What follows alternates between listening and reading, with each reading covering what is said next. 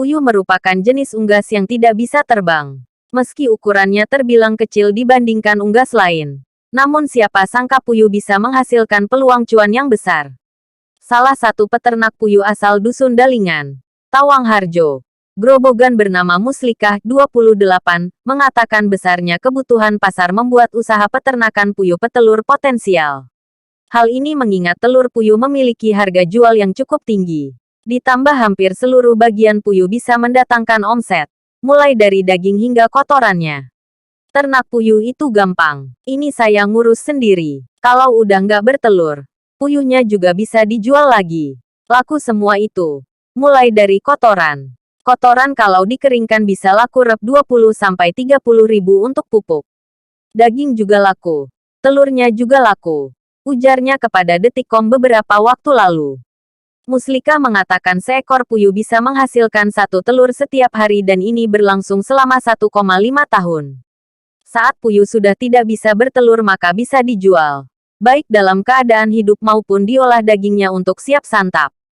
Dari peternakan puyuhnya, Muslika mengaku bisa mengantongi omset jutaan per bulan. Puyuh merupakan jenis unggas yang tidak bisa terbang. Meski ukurannya terbilang kecil dibandingkan unggas lain, namun siapa sangka puyuh bisa menghasilkan peluang cuan yang besar. Salah satu peternak puyuh asal Dusun Dalingan, Tawang Harjo, Grobogan bernama Muslikah, 28, mengatakan besarnya kebutuhan pasar membuat usaha peternakan puyuh petelur potensial. Hal ini mengingat telur puyuh memiliki harga jual yang cukup tinggi. Ditambah hampir seluruh bagian puyuh bisa mendatangkan omset, mulai dari daging hingga kotorannya. Ternak puyuh itu gampang. Ini saya ngurus sendiri. Kalau udah nggak bertelur, puyuhnya juga bisa dijual lagi. Laku semua itu.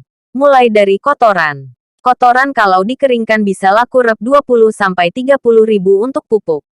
Daging juga laku. Telurnya juga laku. Ujarnya kepada Detikcom beberapa waktu lalu. Muslika mengatakan seekor puyuh bisa menghasilkan satu telur setiap hari dan ini berlangsung selama 1,5 tahun. Saat puyuh sudah tidak bisa bertelur maka bisa dijual, baik dalam keadaan hidup maupun diolah dagingnya untuk siap santap.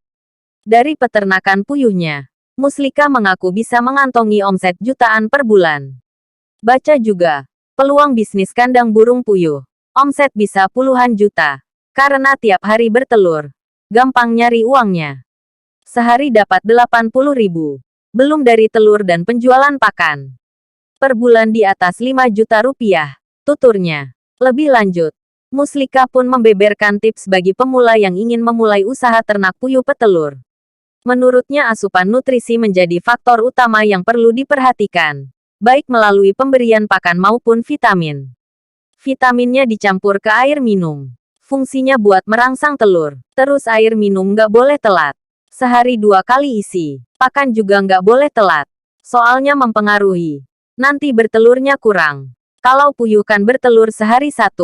Tiap hari bertelur. Kalau makan sehari sekali. Ada takarannya. Jelasnya.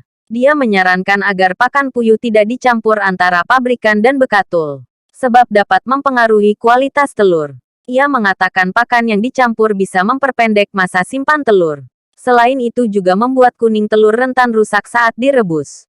Pakannya nggak dicampur karena ngaruh ke kualitas telur. Misal pakan pabrik dicampur bekatul. Nanti telur nggak sampai seminggu udah jelek. Kuningnya kalau direbus hancur. Kalau full pabrik telurnya tahan lama. Paparnya. Selain itu, dia menjelaskan kondisi kandang juga perlu dijaga, terutama suhu. Salah satunya dengan penggunaan kipas dan blower. Pastikan juga kandang dalam keadaan bersih. Suhu itu pakai kipas. Kalau malam dimatikan kipasnya. Terus pakai blower buat buang udara di dalam keluar. Jadi di dalam nanti nggak bau. Karena bisa mempengaruhi puyuh. Nanti sakit. Kondisi kandang harus bersih. Kotoran dibersihkan. Tuturnya.